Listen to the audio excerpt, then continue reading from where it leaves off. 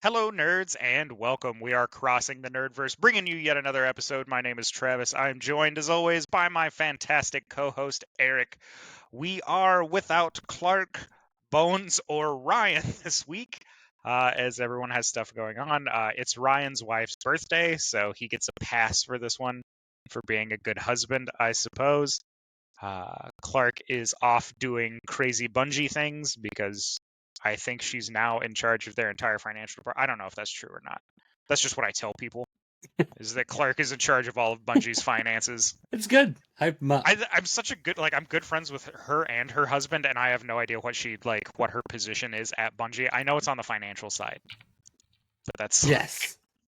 that's all I know. Yeah, she does that number stuff. Yeah, she is a numbers person. She's the mather, mathercist.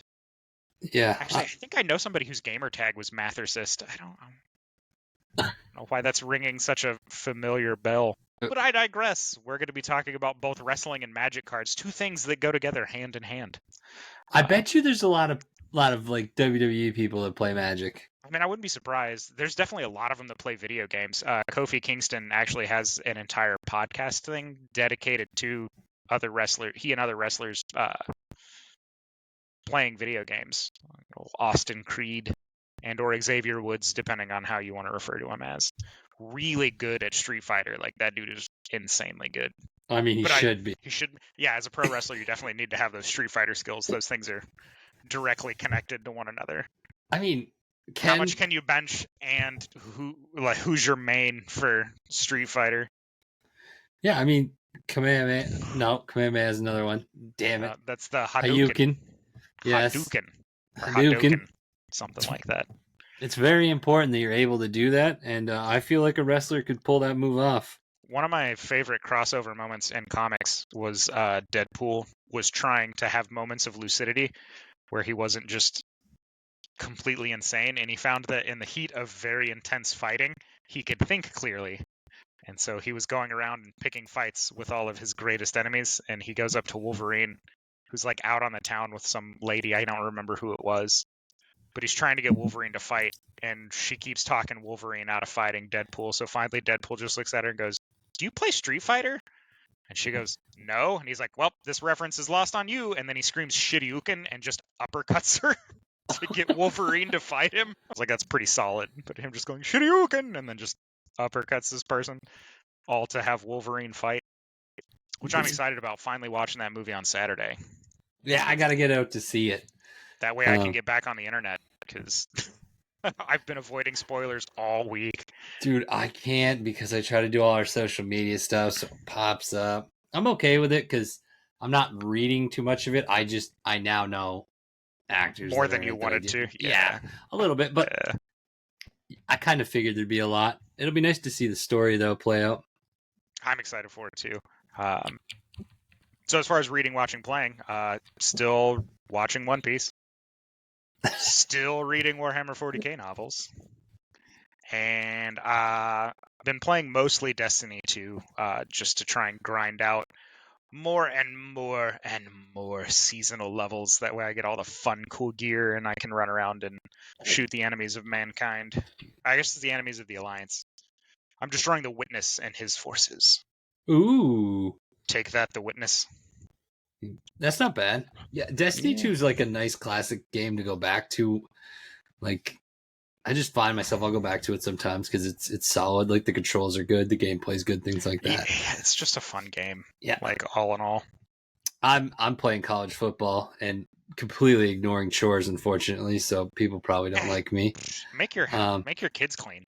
But that's what they're for. I did undefeated this season as Ohio State.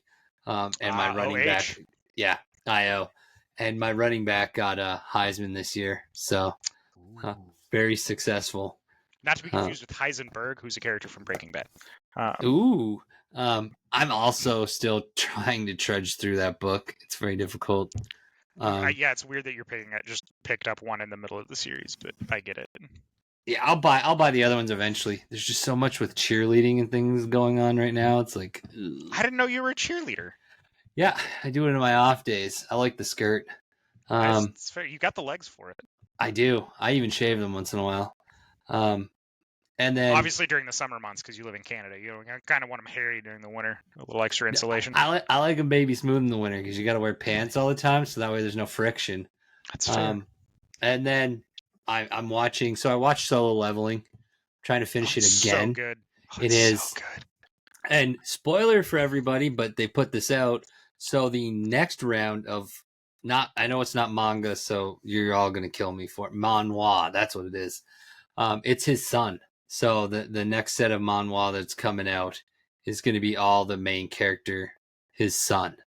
So that should be interesting. Definitely. Yeah, that's it for me. Yeah, I'm not doing anything else. It's exciting. Wow. And for those of you wrestling fans out there that tune in, it is Summerslam this week. Actually, I have two bits of we're going to go through my picks first, and then I have to address something else that happened that Eric's going to laugh at me about, but I digress. SummerSlam picks. Have you looked at the match card, Eric, or are you going into this blind? I'm going into this blind because this week I was doing the Magic, and then I had that's fair. Some brand stuff I was trying to take care of. Well, SummerSlam, pretty solid lineup as far as matches goes. A lot of title belt defenses, less storyline matches, which is fine. Every once in a while, it is nice to have those big pay-per-views where all the belts are on the line. But first one, CM Punk, actually non-title match on this one. CM Punk versus Drew McIntyre with special guest referee Seth Rollins. For those of you that have been following the storylines in WWE, CM Punk and Drew McIntyre probably have some of the best beef going on in pro wrestling, which is absolutely amazing. The storyline on this has been great just because it involves everyone to an extent between the three. Yeah. But I'm going to pick, I think I got to go with Drew. I think Drew's going to win, and I think it's going to be via like disqualification or interference. I think Seth Rollins is going to get involved. Oh, yeah. And take out Punk, and that'll set up another feud with Punk, Drew, and Seth Rollins for like a triple threat match down the road. So that's what I'm predicting. That's what I was about to say. Is I feel like it's going to be like Seth Rollins screws over CM Punk, and that's how that fight's going to end. I think it's going to be a short one too. I think it's going to be more because I think it's going to be more them hating each other and like talking shit to each other and different things. I think it's going to be a fairly long match because you've got, again, Seth Rollins being involved as the special guest referee. It gives plenty of rest spots for Punk, who performs better when he has those moments where he can kind of recuperate. Punk is getting on the older side for pro wrestling. I'm kind of not saying he can't go, just saying he's getting a little seasoned to be ham for 20 minutes, right? Like, it's not. I mean, that's not all 15 wrestlers. years ago, you know? Yeah, like it's everybody, man, and he's been through a lot. His body has taken a bit of a beating. Oh, like 3 shoulder surgeries, a back surgery, I think a neck surgery as well. Like, he's had quite a few pretty serious injuries in his career. Yeah. But yeah, so that's my prediction. Drew wins. Seth's going to interfere. Absolutely. Up next, Undisputed Championship, Cody Rhodes versus Solo Sikoa. Cody's holding the title. Cody's got to for a while. Yeah, I think so. It's not time to put it on Solo Sikoa. And again, the Bloodline versus Bloodline feud that's going to happen when Roman comes out and when you're done, I guess, untaping things. I was messing with some cards for a second. Like, no, I agree. Like, I think Cody's got to keep it for a while, at least while he's running high. Like right now, he's on that upper echelon of the roller coaster. I think once he starts to come down, though, there's a few options that WWE has now to take the belt, so they don't need to leave it on. I don't think they're going to leave it on Cody for a real long time. It doesn't need to stay on Cody for a really long time, but it's not time to put it on Solo Sikoa. No. I think there's some other options that can come about from that. I think Cody, if he loses, it won't be till like WrestleMania. If he does. Fair. He may drive. It's still a long ways away. We'll see how his momentum stays with the crowd.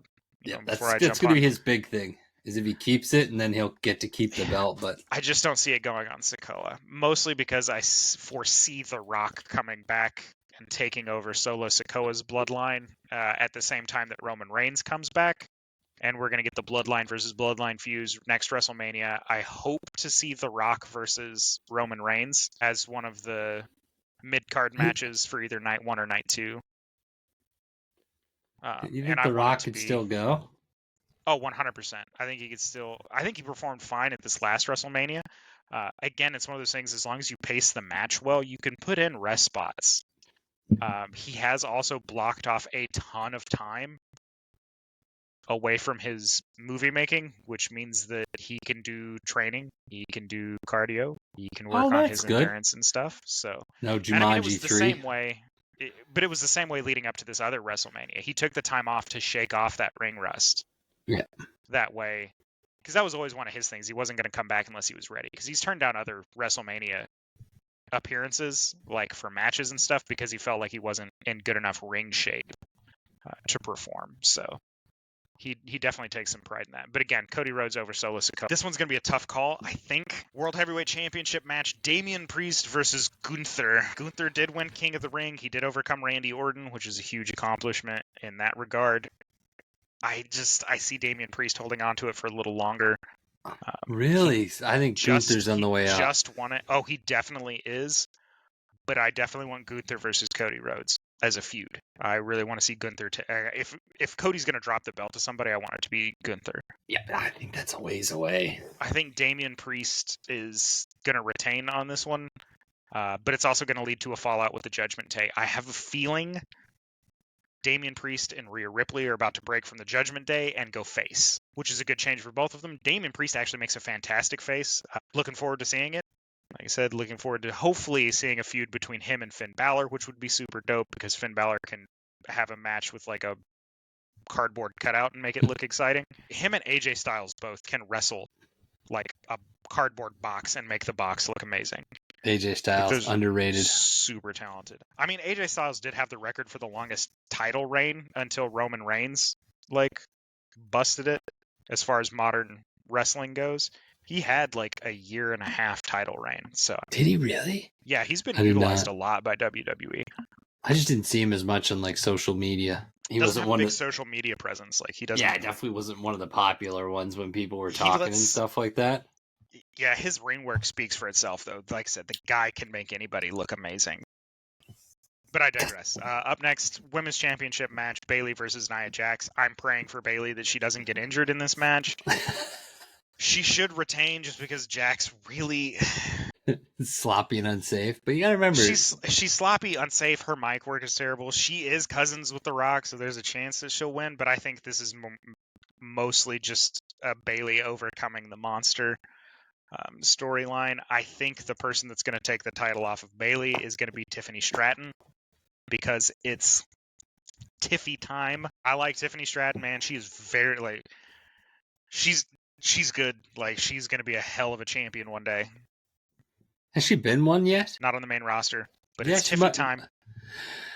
She might. Have to wait and see.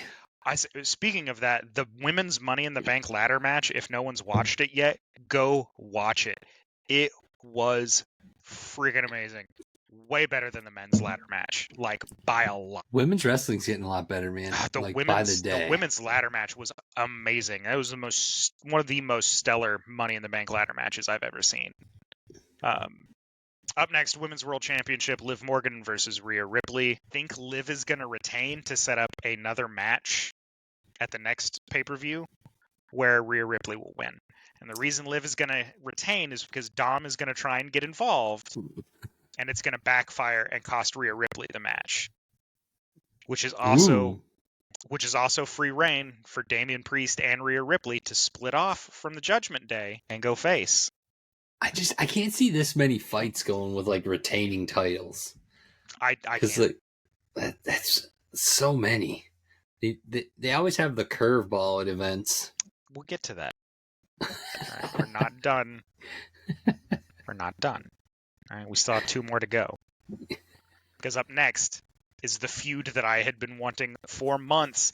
It's your boy L.A. Knight taking on Logan Paul. Their promos have been absolutely fire, and it is time to put some gold around the waist of the megastar. I've got LA Knight toppling Logan Paul to win the United States Championship, which also gives Logan Paul freedom to move up to the main event scene, which means that he will be challenging for a title because he would also have a great match against Cody Rhodes. He could also have a great match against Damian Priest because he's supremely talented. I hate him on a personal level, but he is very good. Yeah, he's a great wrestler. Like you wouldn't think it whatsoever. And I know it's sloppy to say that, but like very surprising. Like I wasn't surprised, or it wasn't. I didn't think he could do it. Fuck, I can't talk. I didn't think he could do it. Like but he's so at good. all. Yeah, he is He's so good. I'm glad he doesn't box anymore. Thank God. Don't do it, bud. But yeah, Great wrestler. LA Knight overcoming Logan Paul to get that U.S. championship. Put some gold on you, boy, because it's time for the megastar to shine. That's a good. I mean, that would be a good twist. That would be something interesting because especially Logan with all that going on with him, like that'd be a great way to like propel him. Yeah, I mean, we're obviously not going to make Logan Paul look weak. It also gives him an opportunity to take some time off and then come back on to the scene for a real championship feud against, Damian Priest, Gunther, Cody Rhodes, whoever's holding one of the main event belts, like one of the heavyweight belts. I think Rhodes is going to keep it for a little bit. I don't think Rhodes will lose something like that to Logan Paul. I think there's a better chance of Gunther. I think a Logan Paul versus Cody Rhodes match would be spectacular because both of those guys are very, very talented in the ring. Well, I think they'll fight and stuff like that, but I don't think he'll take the belt from Cody. I think he's got a better chance with Priest. I think Gunther, if anything, will take it from. I don't know if Gunther will take. Still don't think Gunther's going to take it from Priest, man. I think but I'm saying I think he'll take it from Cody later. If he doesn't get like the one from Priest, I think it's so he can go against Cody. Yeah, like I said, Gunther needs to be in the main event scene. He's definitely earned his place at the top of the card. Dude, and his name is epic. Like, Gunther? Yeah, like the Ring General. Right, like he's got the best. So what's the last one? Is it good? Intercontinental Championship match, and this is a triple threat match between Sami Zayn, the champion, defending against both Braun Breaker and Ilya Dragunov. Zayn keeps that. Absolutely not. Braun Breaker walking away Intercontinental Champion. I got Zayn. It's time to let the Steiner boys shine. Braun Breaker is going to take that title, baby. I just like saying, the first time they announced him on the main roster, that's how his name came out from the ring announcement at NXT, and it's just stuck with me. It also stuck at What Culture Wrestling because that's how they say it. Because again, that was his first big roster announcement was Braun Breaker, and so yeah, Braun Breaker's taking it. It'll be good. I mean, that sounds like a decent event because there's a lot of belts, a lot of belts. Yeah, this usually isn't one where massive titles change, but I think both the US and IC title are going to move.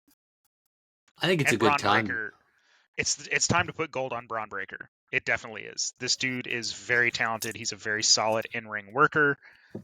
He's got the right look. As far as in-ring work goes, promos are pretty good. He's your typical beefcake dude as far as promo goes. But yeah, Ilya Dragunov also super talented, but pardon me, I got the hiccups. It's just not time. It's just not time to put the belt on Dragunov. And Sami doesn't need it anymore. He's proved his worth by taking it off of Gunther, as well as having a whole bunch of other really fantastic matches. It's not taking anything away from Sami Zayn. The guy's fantastic. He's such a good pro wrestler. He does great promos. His storylines have been great. But yeah, Braun Breaker needs that gold, baby. That's going to be interesting. And just so you know, you sound like Coach from Lasso when you say that. I don't know if you've watched Ted Lasso yet. Oh, so I've good. watched snippets and clips and stuff, but I have never watched the show. Coach is his best friend in the show. Okay. Yeah. You got to watch it, man. I got the 3 months of free Apple TV and then canceled it just so I could watch Ted Lasso. So you could watch Ted Lasso? Oh, absolutely, dude. It's got to be my favorite human TV show. So I've liked the clips I've seen. Oh, dude, it's even better. Your expectations Like, just shoot him to the fucking moon, man, because it's that good. If this show is not amazing, I'm gonna hold it against you if it's Yeah, not the absolutely. best thing I've seen. No, you should ridicule me on here, but that's how confident I am that it's just the fucking best TV show. Last little bit of wrestling news. Shane McMahon has had a meeting with Tony Khan. Told you it was good. Oh, why Tony Khan? Why? He brings nothing to pro wrestling. He's not good in he can't do anything for the company. Like, if you're talking to him, I hope it's in like a promotional aspect, because I think he would be okay doing something like running Ring of Honor. I think it would be fine, but he does not need to be on screen at all. No, I think he should have input in the back a little bit, like with storylines and stuff. I think he'd be okay with that. This is the same guy that wrote himself into the Royal Rumble and had him outstrike Matt Riddle, the former UFC fighter. Outgas like Ricochet, bully like not Gunther or somebody, like one of the other powerhouses. Like he screwed. Like, that was the worst Royal Rumble match ever. No, and he got 5 eliminations super fast and had to be taken out by like Brock Lesnar because he was just cleaning house or whatever. Like, get not out realistic. of town. Yeah, like, it's just not. If you want to put him in like one of the middle spots, but he took Randy Orton's spot. Like, Randy Orton was pissed when he found out what had happened because all those changes were last minute. But I digress. That's in the past. Tony Khan, you don't need to do any partnership with Shane McMahon. Nobody needs to do any type of partnership with Vince McMahon either. He can stay away from pro wrestling very far away. I don't think there's any way to get him back into pro wrestling. No. With the allegations and stuff. Not like, without I just it think being absolute career suicide. Yeah. I think that's the big thing you got to look at if you try to bring him in. Like, I think Shane, so I think he'd be okay as just like helping out, like, just because if he can't wrestle, then he can't write himself in to be Superman. So that's the upside. Like, I think he can't wrestle currently, and he still wrote himself in to be Superman. Like, I just think as long as you keep him out of the ring and just backstage helping out a little bit and like doing stuff like that, I think he'd be okay. I don't think he'll ruin anything. What position is he going to take? You have Paul White and Mark Henry, who are both great at both scouting and talent development. Both of those guys are brilliant when it comes to that regard. Mark Henry is an exceptional human being. When it comes I think to just consulting, like seriously, like just consulting and kind of giving some input. On what? I don't think he's going to. Fine. Like, they're doing great. Well, they should shorten their storylines a little bit. Like, they could stand to speed some stuff up, but like that's what I'm saying. Like things like that. So I think he'll be interesting to have in there. He's another voice. And AEW's been on the decline, if I'm not mistaken, lately. So it'd be good. I mean, it'd be good for them to get another voice in there, maybe. It goes ups. It's going to go in ups and downs, right? Because WWE is going to hit a spot like creatively where they hit some lulls, and it's always going to pick up at AEW in those regards. I'm not one of those people that's like huge one over the other. I prefer WWE mostly because I have access to watch it every week. Because I don't have any way to watch AEW other than internet highlights, which I still do because I still like. There's a lot of people on that roster that I absolutely adore. You know, Buddy Matthews and Malachi Black being two of my absolute favorite of the younger set of stars. And then as far as the like older heads or more seasoned guys, Will Ospreay and Kenny Omega will always be two of the greatest pro wrestlers of all time. Kenny Omega has been like PW Insider's top 100 wrestlers. Like, he's been on that list every year he's been active, and Will Ospreay is a athletic freak of nature. Yeah. So I think AEW is doing fine. I don't think they need Shane. I don't think they need him. I'm just saying, like, that's how I could see them justifying it. Again, I saw this coming. I knew McMahon would get back into wrestling. Either Vince or his son. I know what's her name still in WWE, but no, she's focusing on her. Oh, did she leave too? Yeah, she relinquished her board position and just works. She exclusively is spending time with her kids right now. Well, that's good. Good for her. Yeah, so that she said that was her focus. It was just 100% mom mode. That's good. Yeah. So the other part of this beautiful episode today, now that the awesomeness of wrestling is done, is just a little bit of magic. Because there's been a few, like... Not like up close, but like the Yeah, I've tried up close Magic. I'm no good at the it. trading card game. Yeah, I get quarters stuck in my nose or ear, and like it just gets weird. You're no Paul Rudd. No, such a good reference. But one thing with Hasbro, and we've talked about it before, is they've been on this crazy run of releasing just fucking crazy amounts of content, and not just crazy amounts of content, but they've also been releasing like a lot that applies to standard, which is the main way that the tournaments are run. So standard legal has been getting a lot added to it consistently. So to stay up to date, it can be kind of a pain in the ass. So one thing that's changed, and it's recently, is now sets will be 3 years. So we're going to get to see stuff last a little bit longer. I know it's not great.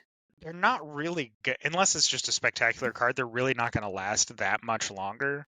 Individual cards might, but the sets won't.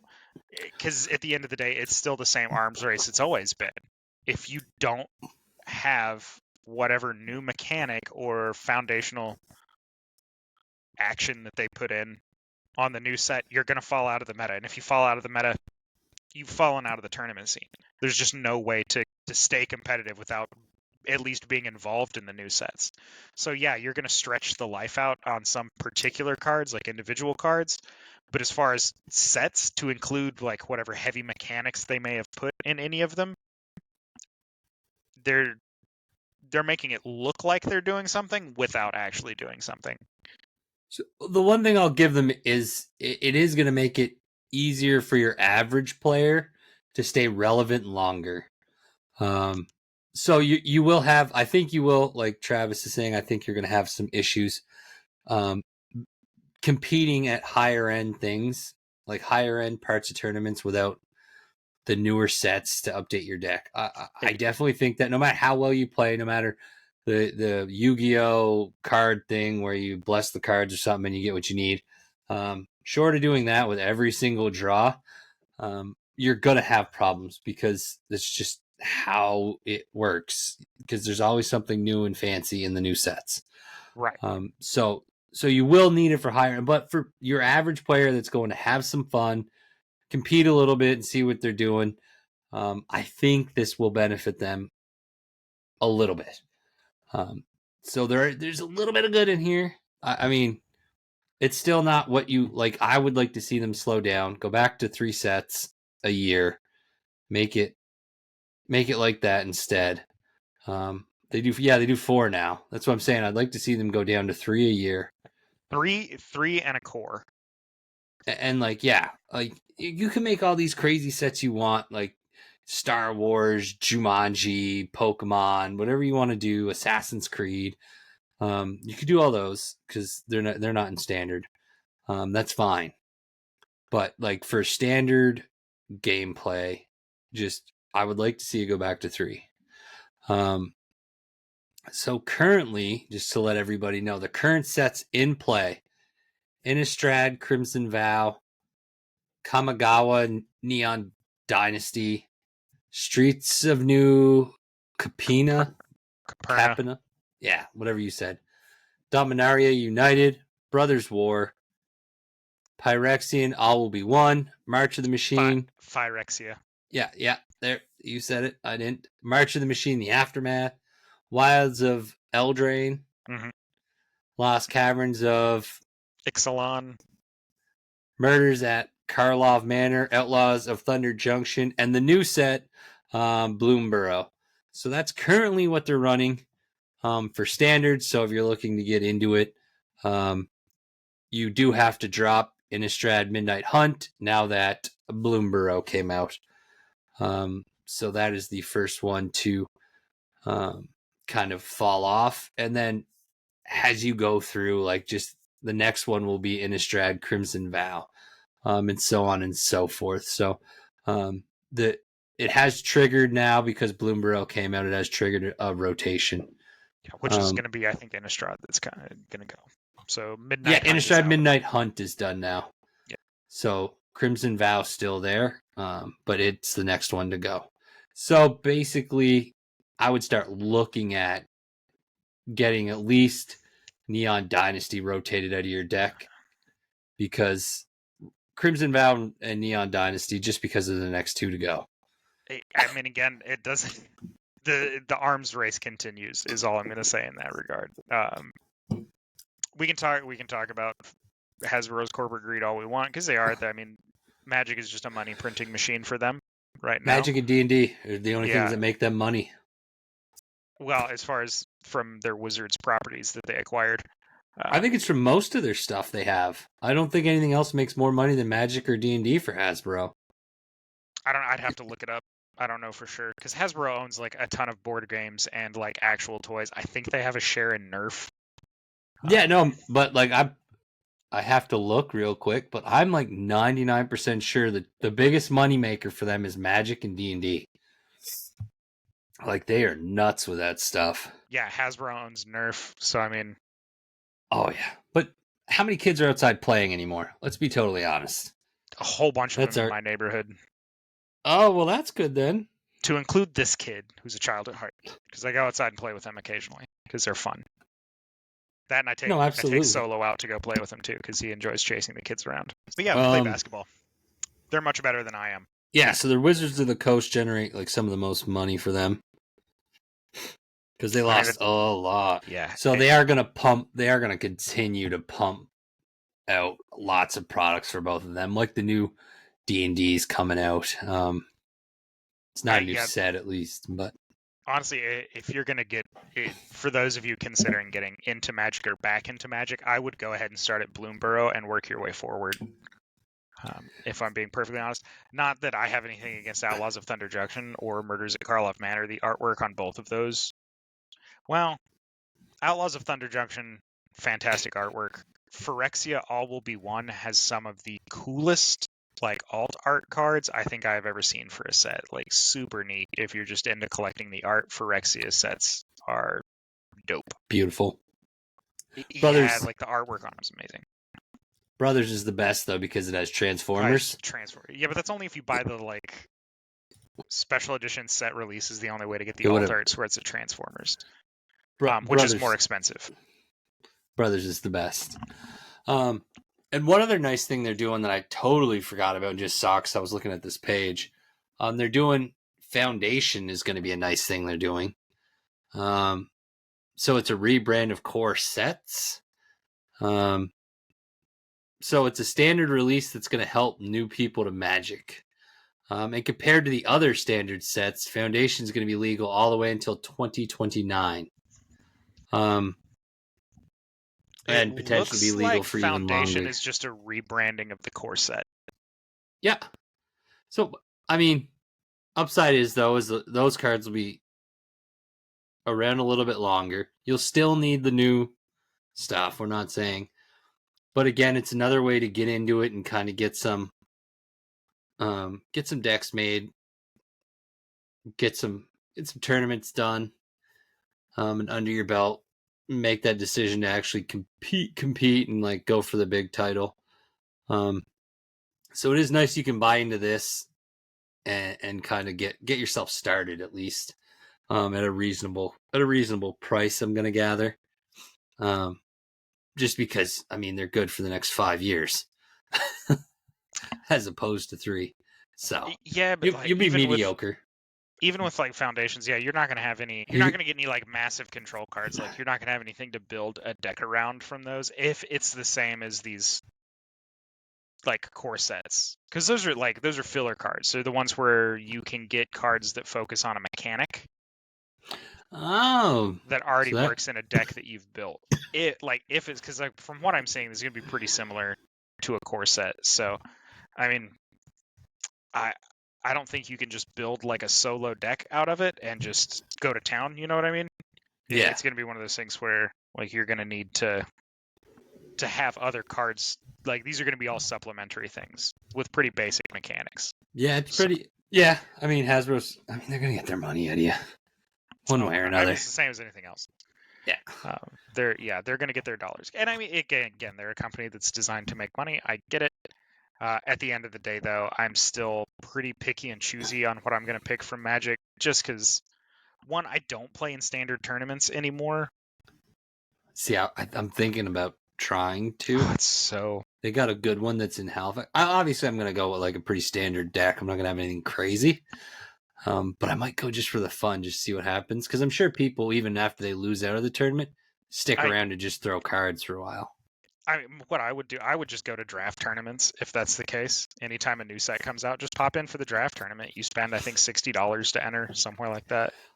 I try to do that. You draft your cards, you build a deck, you play, you have a good time. You're not worried so much about the meta just because it's a brand new release. So you don't have to worry about building a deck card by card, by card shopping. Which, again, if you're a tournament player, that's the most efficient way to do it, as opposed to just buying hundreds of packs, hoping you get the draw you need. Not money efficient, right? Like spending $200 on a set box in hopes that you get the particular mythic card you're looking for, as opposed to just buying it on like eBay or whatever, or from like a card dealer. Not Card Kingdom. If you're buying Magic the Gathering cards, you need to talk to Floyd Combs, who runs Emerald City Retro. He's your guy to wheel and deal Magic cards with. He's the man. And we'll probably throw I'm plugging him yet again on the podcast. Floyd. We'll throw his link when this episode gets uploaded down in the comment section of YouTube and stuff. So if people are looking for a reliable, good person to kind of deal with, Travis knows personally. Great. He'll treat you fair. Yeah. His whole business is card wheeling and dealing. He'll treat you good. And obviously does online shipping, so you're good. Yep. And he ships to pretty much anywhere in North America, to include you crazy Canadians up north. Yeah, but you're American dollars with too much money. But yeah, so I actually went to the draft thing for this. Bloomburrow. So stand by, I'm gonna show you. Did you get the little rat? I got a rat. Or sorry, I guess it's mice is the thing. Like, it's not rat. I think there's rats in this too. It rat. There's rats in like every set. That's not that spectacular. So this was uncommon. This was the pre-release box. I showed pictures of it already. It even has a cool quote thing inside it. What's up? Did you pull the rare moth lady card? No. But I have two packs here. I was going to lord that over Ryan if you got it. Oh, I hope you get it. And then if I get it, I'll raffle it to a bunch of our fans, and someone will get it. Ryan will quit the podcast just so he can become a fan.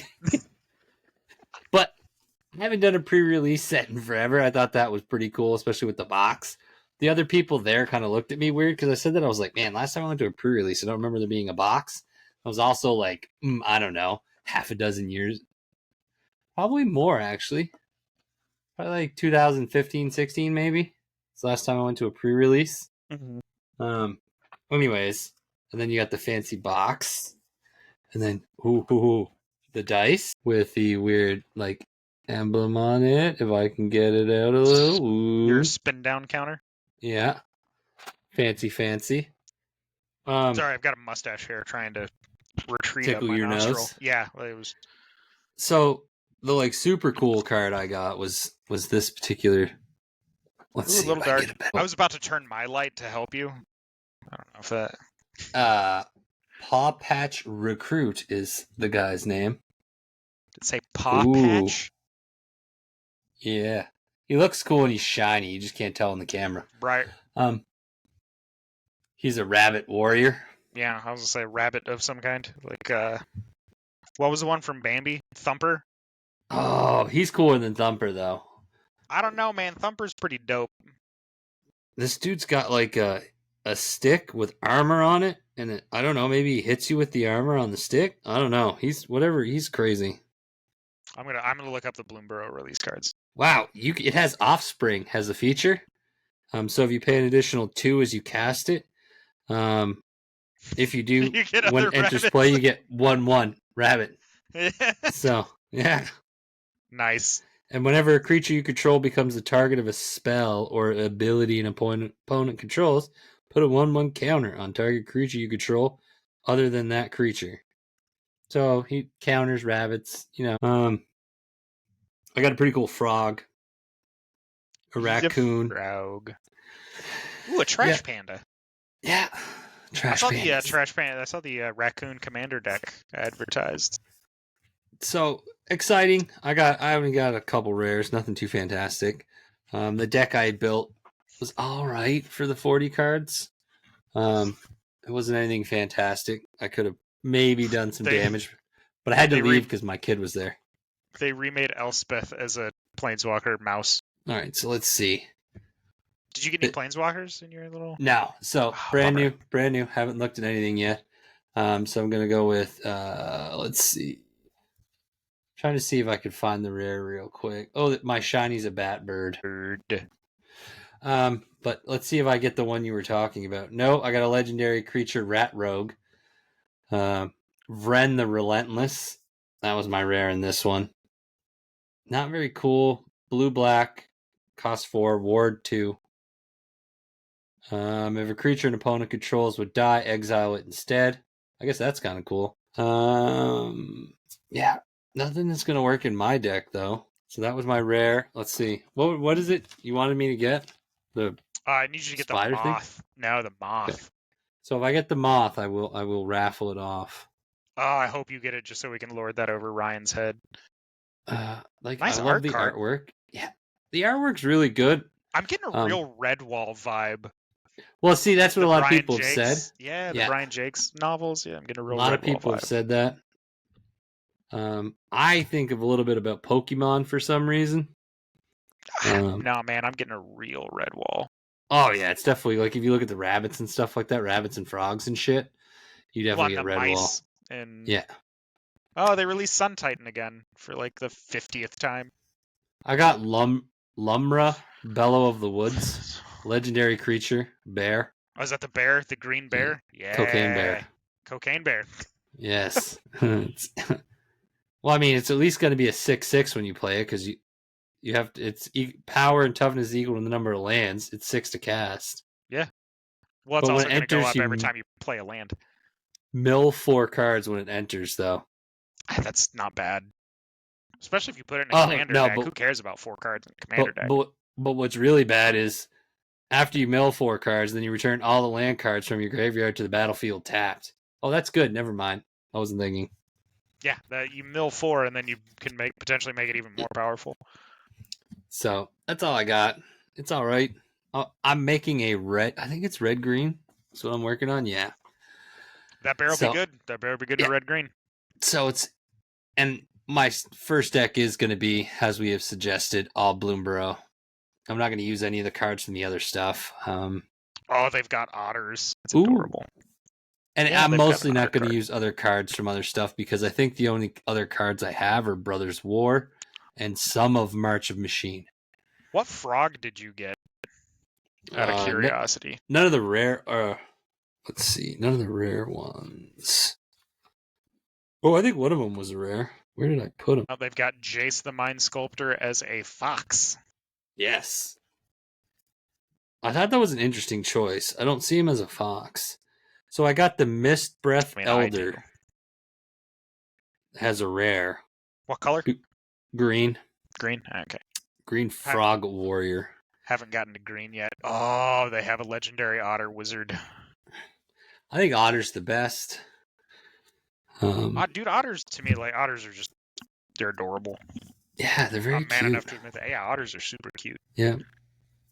Let's see. I've pulled up the set release, card by card, just looking at the artwork and stuff. But yeah, so it's a nice set. If people are looking to get back into it, if you are a Redwall fan, it's nice. It's a good change of pace too from what they've been doing. I think, just with the way the artwork's done, it's a little more bubbly and inviting. Excuse me. Compared to some of their other stuff. So it's nice. I don't do Commander, so I can't really talk to any of that in regards to it. I pretty much play exclusively Commander. Really? Probably my favorite format. Is it? Mm-hmm. I never got into it. I just haven't. Mostly because you build way different because you can only have one card of each name, right? So you definitely have to pick and choose what mechanic you want to hyper focus on, because all of your cards should play into whatever your commander does, or else you're doing something wrong. That I makes will say sense. I do like some of the names of the cards on this release, like Polywog Prodigy makes me laugh. This is Polywog Frog. But yeah, there's like just the artwork is so amazing. Artwork is very good. I'll try to throw some more pictures up randomly onto our. Got an octopus card. Yeah, so did you see that one? The cephalid, whatever. It's an octopus-headed guy. I've yet to see. I really want Jace. I never really want cards usually, but I do want him as my planeswalker. Everybody does. Jace is probably one of the most powerful cards in every set. Like, he's been banned so many times. Oh, really? Yeah, usually his mechanic ends up being broken. Makes sense. They have a card on here called 20-Toed Toad. Nice. So I did go to Solvaria for my pre-release stuff. It's a nice little quiet place to play cards. It's not super packed or anything like that. It's usually a couple people that show up on Fridays and stuff. I gotta laugh. There's a whole bunch of squirrels in the swamp set, which makes me laugh, because squirrels are in fact evil, in my opinion. So the fact that they have them on the swamp cards, to me, fits. I would have to. I don't know anything about Redwall, but I'd be curious as to how the creatures matched to like how they're used in Redwall. Like, are squirrels like semi-evil or something? No, they're usually pretty good aligned. Like, the ones that were always bad in Redwall were like stoats, weasels, rats. Rats always get a bad rap. They're like the Germans of the animal world. Nah, it's because rats are gross. Like, they're just disease-carrying monsters that, like... And Germans, you are not disease-carrying monsters. No, you're other types of monsters, but that's different. I can't make that joke. My wife's German. She's such a sweet lady, especially for putting up with me. I really think Die Hard did you in. I really think at the end of the day, that's what did it. They made not World War One. Are you sure? I was like, are you sure? Have you Wikipedia German history?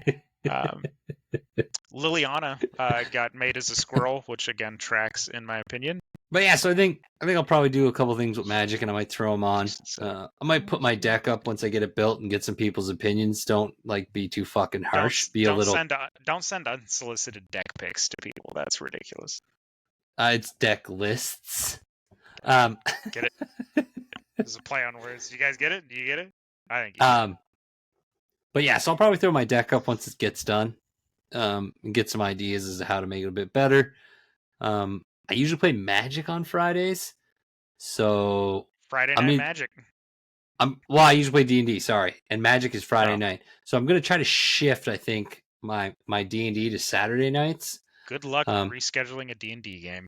Well, everybody's pretty good, like in regards to like our scheduling. So as long as we keep it one day, we're good. So we'll see. If I have to keep it Fridays, it's not a big deal. I mean, I play only every other Friday, so I can still make Magic the opposite Friday that I play. And sometimes you do need a break, so there's always that too. So I'll get an extra weekend here and there. So lots of lizards, birds, and mice for the red set, it looks like. Oh, sorry, and hamsters. Throw that one in there. I'm definitely excited, like in regards to like the red green build. I've never built red green together before. So I'm very limited in cards though, obviously, because I've only done the pre-release box and like a couple packs. So I've still got a ways to go for collecting, but I'm excited. I think it'll turn out good. Red green. You should build a lizard deck. Just mono red lizard. As I collect, I might switch it up. Seeing as I don't have I think I have like 2 or 3 lizards. I don't have a whole lot yet. Did they not do a? Oh, they didn't do a Chandra in the red for a planeswalker. So no red planeswalker this go round. That's weird. Yeah, surprising. I thought for sure. I was scrolling through this list just waiting for Chandra to pop up as like a mouse or a lizard, and so far nothing. Like not a single planeswalker for the red. I wonder if they made him like a red green or like a red white. See, I was surprised that Jace was a fox, just because I figured fox would be red. No, fox is crafty. Jace is always blue. So I know. It also makes sense for him being a fox, because like I said, foxes are always crafty. associated with being crafty and really intelligent. And he's crafty and broken. I'm still scrolling through this green set. Green is my favorite color in Magic, by far. I love beat 'em up decks, man. I'm a red guy usually. I love Gobo decks. Red, green, beat 'em up. Oh, dude, they're good too. I play that when I play Arena. I usually play a red-green deck. Okay, there's a ton of squirrels in the green set too, so that also makes a lot of sense to me. Some raccoons, gigantic cat, bears. So basically, you should get back into Magic if you're not yet. Throw your decks up there. See what we think. We'll give you some opinions if you want them. I don't fucking know. I'm gonna put mine up. I want some opinions. Yeah, I know Bones will definitely be a good one to reach out to in that regard. He's very good at picking out mechanical functionality. He's got a brain wired for it. Also, Uggs, if you're listening, also does a really good job of picking out synergies for cards. That guy can throw together such a good commander deck on a frickin' whim. So we might even do something, I don't know, like best deck or something. I don't know. I'll have to build a standard deck if I'm gonna compete. Yeah, so we might do something interesting. I don't know, because I want to get Magic more involved in the show. I think Magic's pretty neat. That Lumra card you pulled is a mythic. That's not a rare, man. That's a mythic pull. Oh, okay. Yeah, the thing does look weird in the corner. Let me see which one you got. Let me see which you got. It's not the fancy one. It's one of the. Yeah, it's one of them. There's 4 different ones. You didn't get one of the borderless or the alt art, so you got the standard art on it. Yeah. But again, that's still a mythic pull, so that's pretty solid. So yeah, I'm gonna knock this deck out. I'll probably this is the green planeswalker. I don't know if I'm gonna get into Commander. I don't know. So much. I do so much right now and pay so much for stuff. Might be too much at this stage. The format that I like. But yeah, so we'll definitely get into that. And just to keep everyone updated, we just released our interview with Survive LLC. We're gonna play that game soon, I promise. Yes, no, we have to. Yeah, I promise we're gonna play that game as soon as we can get. As soon as everyone's life stops being absolute chaos, we're gonna play that game. And we've worked. I think I've worked out a way between me and one of the creators of the game, so we can play it even though we're not all together. So it should be a lot of fun. Again, Travis will probably win because of his high charisma, but we'll see. I've got a shot in the dark that I can do it. And then Scented Realms is doing a new Kickstarter and stuff like that, so they got a lot going on. People should definitely check it out. They did one of our first interviews as a company, so they were solid. That looks like a great product. I want to get into it. I'm going to eventually, whenever I start doing D&D live again. And then I'm trying to think if there's anything. Oh, we've been looking at other things too in regards to associating ourselves with other podcasts. We might do something with that in the future, which could potentially change some of the way we do some of our episodes. You never know.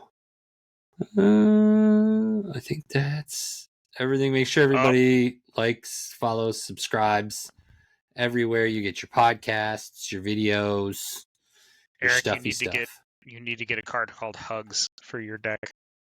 Is it green or red? I think green. It's a red-green.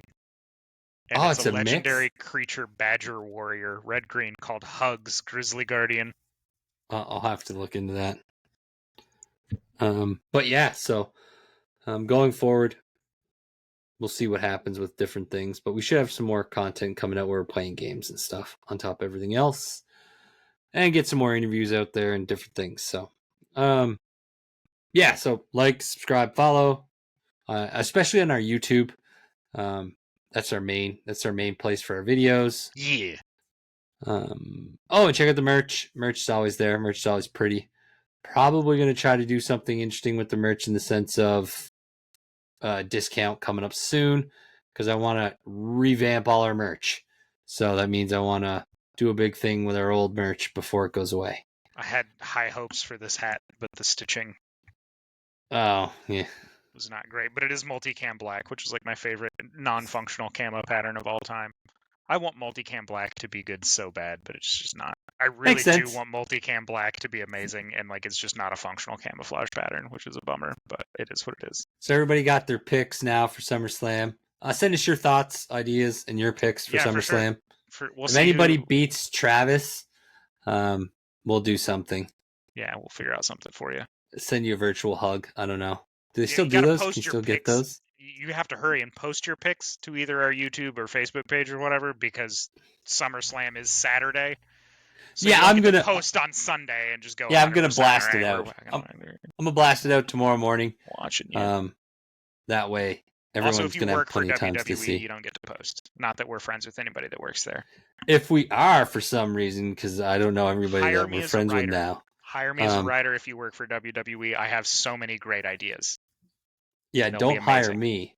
But I would like some tickets to go see some shit. So I had probably one of the greatest ideas to false flag. So when CM Punk was getting ready to make his debut for AEW, I had the perfect idea to get just an insane level of heat on Maxwell Jacob Friedman. Not that he needs assistance, but to just give him nuclear heat. My thought is that he just comes out to see, like, Cult of Personality hits. Everyone loses their mind, right? Because that's CM Punk's entry song, right? Out comes Maxwell Jacob Friedman, as best in the world is scrolled over the top of CM Punk's little logo with like the crossed fists. Maxwell Jacob Friedman walks out and says, "You wanted the best in the world. He's already here." And it switches over to his music. I was like, that would have been nuclear, especially if they did that in Chicago. You can't do stuff like that. You could get shot or something. That would have been so good, though. Like, Max, like, he would have had so much heat just instantly. Everyone would have hated him. I would have hated him, and I don't even care for CM Punk all that much. Like, if Cult of Personality had hit and Maxwell Jacob Friedman had came out, I'd have been like, this is it. Like, this is peak heel wrestling. It would have been so amazing. But it's a missed opportunity, and now it's gone forever. It would have been so perfect, though, for MJF to just get free heat for like years, because like, people still hate him like today. If he had done that, like, he wouldn't be able to go to Chicago without getting just booed out of the building or shot every time. Probably not that far. I don't think wrestling fans are quite that insane, but I just mean it's the city itself. Yeah, just shoot everything there. Oh God. Anyways, that's it. We're done. Sorry. I mean, I don't support our gun laws. Well, I do a little bit. I do think it should be harder than just going and buying one. I think we're too extreme in Canada. But I do support, like, people should, like, there should be something to owning a gun. You should get to exercise all of your constitutional rights without government interference, because that's what the Constitution's for. But that's getting to a wild off-topic situation crazy. For all of us. But we both love guns, so don't anybody get that wrong. We both, like, I would sleep with one every night. That's too far. It's not safe. You never cuddled? It's not safe. No. It's not loaded. Jesus. Not safe. Still not safe. Anyways, on that awesome note, bye everybody. Have a good night. Hope you enjoyed the show. Thanks for joining us.